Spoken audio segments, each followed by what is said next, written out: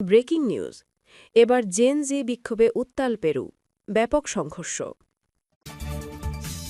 এদিকে ইসরায়েলি হামলায় হুথির সামরিক প্রধান নিহত এবং সব শেষে থাকছে ভারত সমর্থিত ৩৪ সন্ত্রাসীকে হত্যা করল পাকিস্তান। শুনছিলেন সংবাদ শিরোনাম, এখন বিস্তারিত।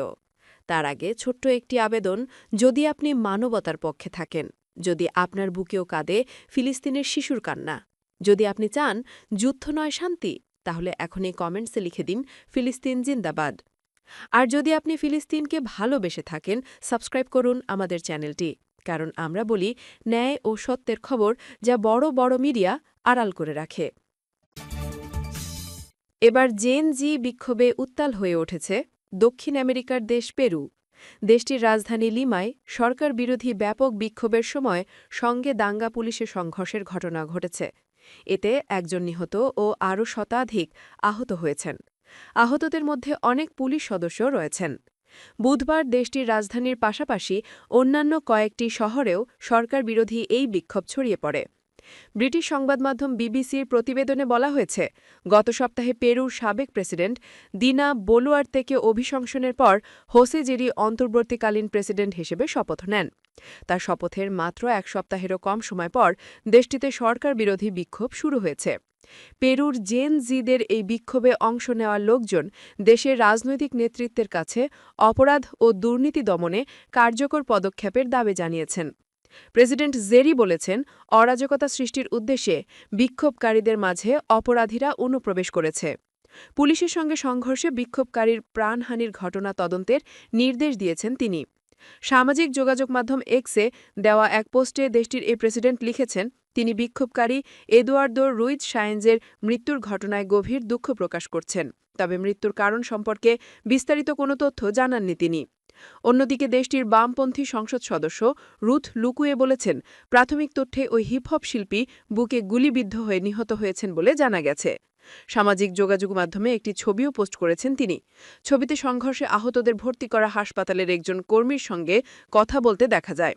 স্থানীয় গণমাধ্যমে প্রত্যক্ষদর্শীদের বরাত দিয়ে বলা হয়েছে, তারা সাধারণ পোশাক পরা এক পুলিশ সদস্য ওই সঙ্গীত শিল্পীকে গুলি করেছেন বলে জানিয়েছেন।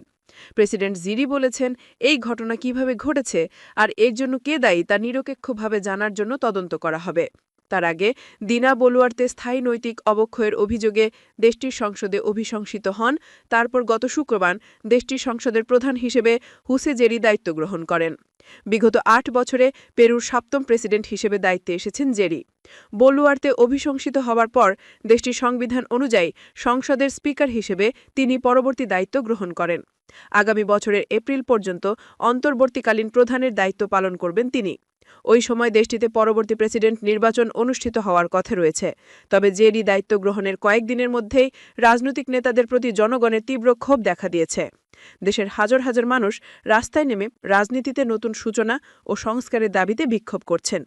তরুণরা ক্ষমতাসীন সরকারের বিরুদ্ধে দেশের বিভিন্ন বড় শহরে বিক্ষোভ আয়োজন ও জেরির পদত্যাগ দাবি করেছেন তারা।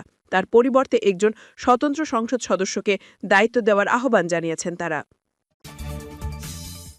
ইসরায়েলের হামলায় নিহত হয়েছেন ইয়েমেনের সশস্ত্র হুথি বিদ্রোহী গোষ্ঠীর সামরিক প্রধান মেজর জেনারেল মোহাম্মদ আল ঘামারি। বৃহস্পতিবার হুথি ঘামারির প্রাণহানির তথ্য নিশ্চিত করেছে, তবে এই বিষয়ে বিস্তারিত আর কোনো তথ্য প্রকাশ করেনি গোষ্ঠীটি। হুথি এক বিবৃতিতে বলেছে, ইসরায়েলি শত্রুর বিরুদ্ধে সম্মানজনক লড়াইয়ের সময় প্রাণহানি হয়েছেন মেজর জেনারেল মোহাম্মদ আল ঘামারি। এর আগে গত ২৬ সেপ্টেম্বর ইয়েমেনে হুথিদের অবস্থান লক্ষ্য করে হামলা চালায় ইসরায়েলি প্রতিরক্ষা বাহিনী। ইয়েমেনে সেই হামলায় অন্তত ৯ জন নিহত হন। ওই সময় ইসরায়েলি সেনাবাহিনী বলেছিল, ইয়েমেনি বিদ্রোহী গোষ্ঠী হুথিদের প্রধান কার্যালয় লক্ষ্য করে হামলা চালানো হয়েছে। বিবৃতিতে হুথি বিদ্রোহী গোষ্ঠী বলেছে, ইসরায়েলের সঙ্গে তাদের সংঘর্ষ শেষ হয়নি। ইসরায়েল তার অপরাধের যথাযথ প্রতিশোধমূলক শাস্তি পাবে। গাজায় ইসরায়েলের যুদ্ধে ফিলিস্তিনিদের প্রতি সংহতি জানিয়ে একেবারে যুদ্ধের শুরু থেকে ইসরায়েলে ক্ষেপণাস্ত্র চালিয়ে আসছে ইয়েমেনের এই সশস্ত্র গোষ্ঠী। জবাবে হুথি নিয়ন্ত্রিত ইয়েমেনের বিভিন্ন এলাকায় প্রায় বিমান হামলা চালায় ইসরায়েল। গত ১৪ জুন ইসরায়েলি প্রতিরক্ষা বাহিনী আইডিএফ ইয়েমেনে হুথিদের শীর্ষ সামরিক নেতাকে লক্ষ্য করে হামলা চালিয়েছিল। ওই সময় আইডিএফ বলেছিল, হামলাটি সফল হয়েছে কিনা তা শীঘ্রই জানা যাবে। কে এই নিহত হুথি নেতা ঘামারি? ঘামারি ২০১৬ সাল থেকে হুথি গোষ্ঠীর সামরিক বিভাগের চিফ অফ স্টাফ হিসেবে দায়িত্ব পালন করে আসছিলেন। ওই সময় হুথির সর্বোচ্চ পরিষদ তাকে মেজর জেনারেল পদে উন্নীত করে। ২০২১ সালের তিনি সংগঠনের সেনাপ্রধান হিসেবে দায়িত্ব নেন ঘামারি।